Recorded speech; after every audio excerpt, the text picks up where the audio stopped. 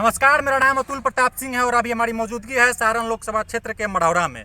आप पीछे जो खंडहर देख रहे हैं ये चीनी मिल का खंडहर है और मेरे साथ जो शख्स खड़े हैं ये किसी परिचय का मोहताज नहीं है। इनका नाम आलोक कुमार है, स्थानीय निवासी हैं और चीनी मिल के लिए पिछले कई सालों से लड़ रहे हैं। यहाँ जो जमीन पर अवैध कब्जा हो रहा है उसको मुक्त कराने के लिए पिछले कई सालों से लड़ रहे हैं। आइए इनसे जानने का प्रयास करते हैं कि फिर बिहार में पूरे देश में चुनाव हो रहा है तो इस चुनाव में क्या स्थानीय समस्याएं जो हैं, स्थानीय लोगों का जो स्थानीय समस्या है, क्या उन सबको प्रभावी मुद्दा बनाया जा सकता है। स्थानीय लोग अपनी समस्या के समाधान के लिए वोट करें, इसके लिए लोगों को कैसे जागरूक किया जा सकता है। और ये पीछे जो बर्बादी का आप सबूत देख रहे हैं जो यहाँ के नेताओं ने बर्बाद किया है, क्या फिर से इसको चालू किया जा सकता है और जिन नेताओं ने इनको बर्बाद किया है उनको सबक कैसे सिखाया जा सकता है। हमारे साथ आलोक कुमार जी हैं, स्वागत है सर आपका। जी सर, नमस्कार। आपसे आप ये बताइए कि पूरे देश में चुनाव हो रहा है, बिहार में भी चुनाव हो रहा है। आपको पता है, पूरे देश को पता है कि बिहार का मतलब मजदूर, बिहार मतलब मजदूरी। बिहार के लगभग हर घर से लोग पलायन करके दूसरे राज्यों में जाते हैं और कितना कठिनाई का सामना करना पड़ता है, किसी छिपा हुआ बात नहीं है।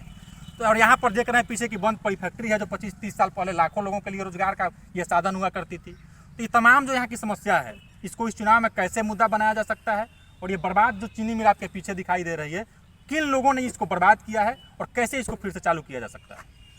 देखिए, ये चीनी मिल जो है आपको 96-97 के सेशन में बंद हो गया। उस समय लालू प्रसाद यादव का सरकार था जी, ठीक है। बंद होने के जाने के बाद 2007 में रूढ़ी जी प्रयास किए थे चालू करवाने के लिए लोगों के नज़र में कि हम चालू करवाएंगे। नहीं, उन्होंने सबसे बड़ा धोखा किया छपरा जिला के लोगों के साथ कि इस चीनी मिल के आड़ में लोगों को ऐसा बुर्बक बनाया कि गन्ना भी बंटवा दिया कि आप लोग खेत में गन्ना बोइए, हम चीनी मिल को मरम्मत करवा रहे हैं चालू करवाने के लिए। और यहाँ पे लोगों को बुर्बक बना दिए कि हम बाउंड्री घेरवा रहे हैं कि अगल बगल का लोग अंदर आएगा जाएगा नहीं, क्योंकि अंदर काम चल रहा है।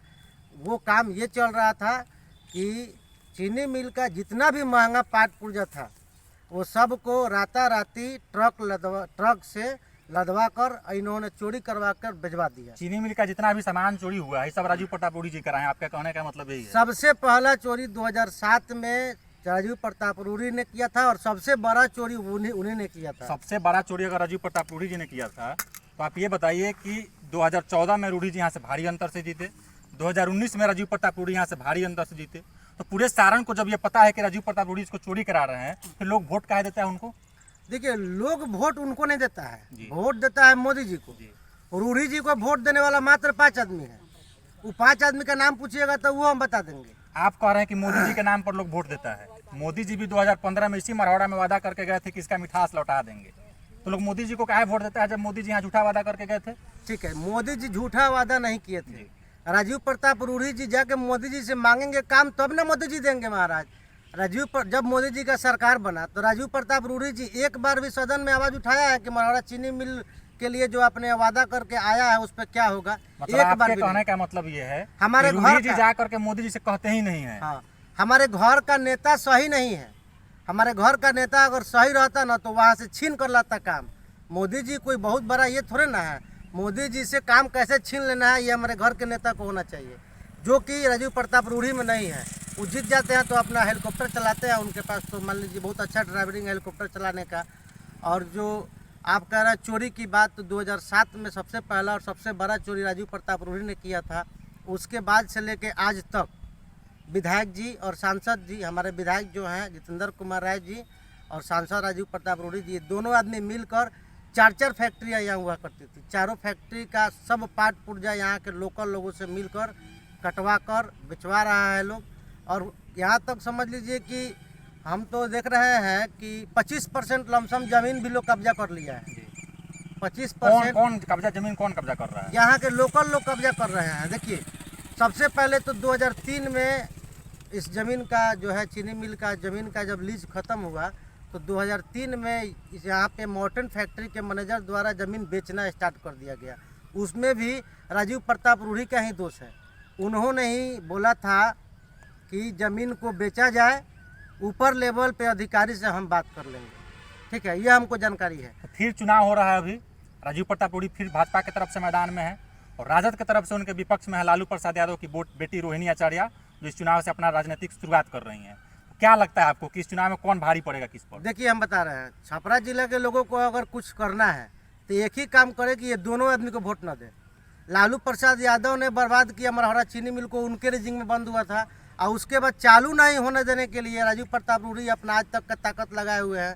ये दोनों आदमी को हटाकर तीसरा कोई नया आदमी को वो लोग लाएगा तो हो सकता है कि चीनी मिल के लिए कुछ हो जाए।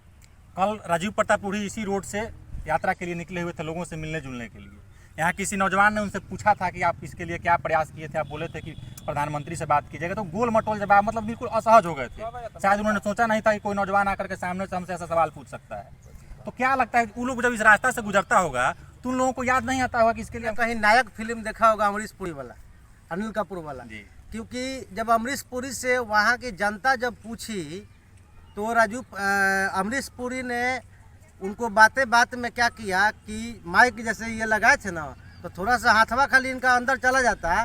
तो आप ध्यान देते कि जैसे अमरीश पुरी ने एक आदमी का हाथ तोड़ दिया था शीशा के ऊपर चढ़ाकर, वैसे ही राजीव प्रताप रूढ़ी भी प्रयास कर ही रहे थे, लेकिन बच्चा चालाक था कि उसका हाथ अंदर नहीं गया, नहीं तो उसका भी हाथ टूट जाता। क्या लगता है कि जो स्थानीय समस्या है, चीनी मिल बंद है, अवैध कब्जा हो रहा है जमीन पर, ये सब चुनाव में मुद्दा बनेगा कि नहीं इस बार? देखिए मुद्दा तो है ये है, छपरा जिला के लोग अगर नहीं समझेंगे, मान लीजिए अभी जो मान लीजिए जिनका उम्र 40 साल 50 साल हो गया, उनका तो मान लीजिए ज़िंदगी निकल गया, वो अपने बच्चे के भविष्य के लिए ये दोनों नेता को बदले, लालू परिवार और रूढ़ी परिवार, ये दोनों परिवार को बदल देंगे, कोई नया चेहरा आएगा, ठीक है ना, तो मरहरा चीनी मिल के लिए ज़रूर कुछ ना कुछ होगा। और मेरा तो प्रयास आज भी जारी है। हमने तो बहुत बड़ा काम किया कि 2018 में सारण फैक्ट्री, मॉर्टन फैक्ट्री द्वारा जो ज़मीन बिका जा रहा था उसको हमने रोक लगवा दिया दाखिल खारिज पे, और उसके बाद बिहार सरकार तो मान लीजिए रजिस्ट्रिये पे रोक लगा दिया है। बहुत अच्छा काम किया है। और जितने भी लोग अतिक्रमण किए हुए हैं अवैध तरीके से, उनका भी अतिक्रमण बात संख्या का जो मुकदमा चलता है, मैं उसमें समझिए तत्पर रहता हूँ हमेशा। प्रशासन यहाँ के जो हैं उनसे अपना कार्रवाई करते रहता हूँ, लेकिन वही बात है कि नेता बदले हो नहीं रहा है। नहीं, शासन बदलेगा तब ना प्रशासन बदलेगा। हमारा शासन चोर है तो प्रशासन चोर काहे नहीं होगा। हमारे साथ ये थे स्थानीय समाज सेवी आलोक कुमार, जिनका बिल्कुल साफ तौर पर यह कहना है कि जब तक यहाँ से सांसद को नहीं बदला जाएगा, मतलब कि लालू परिवार से भी कोई आए तो उसको जीतने नहीं देना है, भाजपा से राजीव प्रताप रूढ़िया उनको भी जीतने नहीं देना है। इन दोनों को छोड़ के कोई जब तक तीसरा जीत कर सदन में नहीं जाएगा तब तक यहाँ की स्थिति नहीं बदली जा सकती है। एक बार कैमरा घुमाइए और दिखा दीजिए इस पूरे कैंपस को। इसको बर्बाद करने वाला कोई, इसको लंदन से अमेरिका से आकर कोई इसको बर्बाद नहीं किया है। इसको बर्बाद किया है यहाँ के स्थानीय नेताओं ने, स्थानीय सांसदों ने, स्थानीय विधायकों ने, और नीचे से लेकर के ऊपर तक के जितने भी छोटे से लेकर के बड़े नेता हैं, सबने इसके लिए वादा किया है। लेकिन हकीकत यही है कि खंडहर और ज़्यादा खंडहर में तब्दील होते जा रहा है, लोग इसके ज़मीन पर कब्जा करते जा रहे हैं और कहीं कोई सुनवाई होने वाला नहीं है। बहुत बहुत धन्यवाद।